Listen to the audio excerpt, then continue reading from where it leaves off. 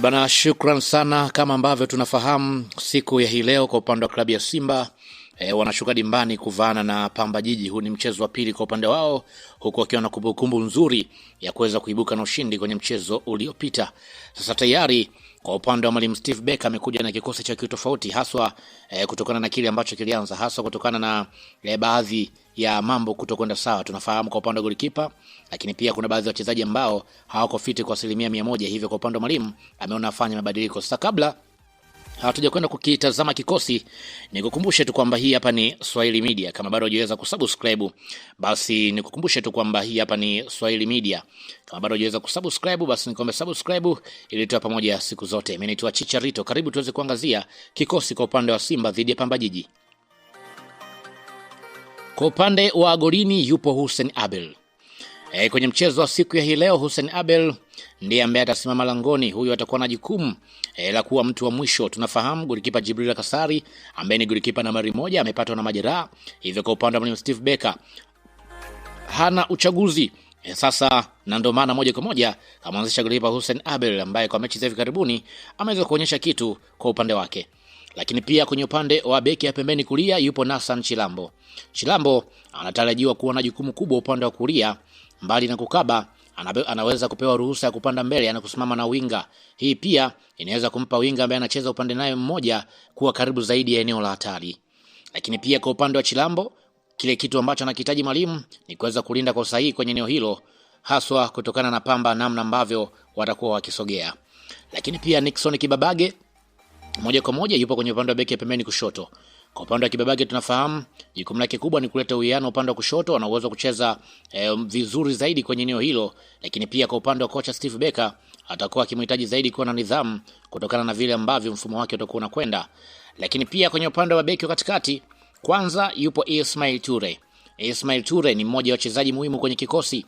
Tunafahamu ana nguvu kwenye mapambano, lakini pia ana uwezo wa kushinda mipira ya juu, lakini pia ana uwezo wa kuwa tishio hasa kwenye mipira ya kona. Tuliweza kuona kwenye mchezo uliopita dhidi ya Kagera Sugar aliweza kuscore. Kwa hiyo huyu ni mchezaji ambaye ni muhimu zaidi. Lakini pia Rashid Diraki ambaye ndiye nahodha atakuwepo kwenye eneo hilo. Diraki tunafahamu amekuwa na uzoefu mkubwa, lakini pia amekuwa na uwezo mzuri wa kusoma mchezo. Ni mchezaji ambaye amekuwa na uwezo mzuri wa kuweza kulinda, lakini pia na uwezo mzuri pia wa kusogeza timu mbele. Wakati huo pia kwenye eneo la kiungo cha chini yupo Yusuf Kagoma. Kwa upande wa Kagoma tunafahamu anakuwa mmoja wa watu muhimu kwenye mfumo huu. Jukumu lake kubwa sio kukaba pekee, lakini pia atakuwa akihitajika zaidi kusogeza mipira kwenye eneo la mbele pale ambapo atakuwa anachukua mpira kutoka kwenye mabeki wa katikati. Lakini pia kwenye eneo hilo atasaidiana na Ibrahim Jabal. Kwa upande wa Jabal anaingia kwenye mchezo huu akiwa ni kiungo ambaye ameweza kuonyesha uwezo mkubwa kwenye mechi za hivi karibuni. Kwa upande wa kocha atakuwa akimhitaji zaidi kupambana na viungo wa Pamba, lakini pia atakuwa na uwezo wa kupress zaidi kwenda kwenye eneo la mbele kutokana na namna ambavyo amekuwa akicheza. Kratos Chota Chama atasimama kwenye eneo la kiungo mshambuliaji. Tunafahamu huyu ndiye ambaye atakuwa anatazama zaidi pasi zake, namna ambavyo atakuwa anapiga na uwezo wake wa kuwa na utulivu kwenye eneo la katikati, hasa pia kwenye eneo la mwisho. Kocha atakuwa pia hahitaji Chama abaki sehemu moja, atatakiwa kuzunguka zaidi, wakati mwingine ashuke zaidi kuchukua mipira kwa upande wa Kagoma na Jabal. Lakini pia kwenye upande wa winga pembeni kulia atasimama Elim Panzu. Kwa upande wa Mpanzu tunafahamu anaingia kwenye upande huo kutokana na majeraha ya Libas Geye. Hivyo kwa upande wa Mwalimu kitu pekee ambacho anakitazama zaidi ni kwa upande wa Mpanzu, namna ambavyo atacheza kwenye eneo hilo akiwa anaingia ndani zaidi kutokana na aina mfumo ambao amekuwa akiutumia zaidi.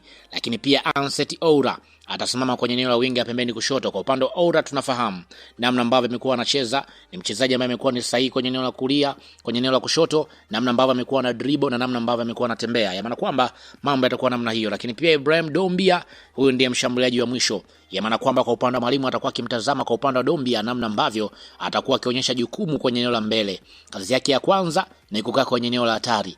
Kwenye mechi hii atakuwa mhitaji zaidi Dombia kushuka chini, lakini amemueleza zaidi kusimama kwenye maeneo ya hatari, kwa sababu Mpanzu tayari yupo kwenye eneo la kulia, kushoto Ansati Oura ndio ambao atakuwa anamletea mipira zaidi kwenye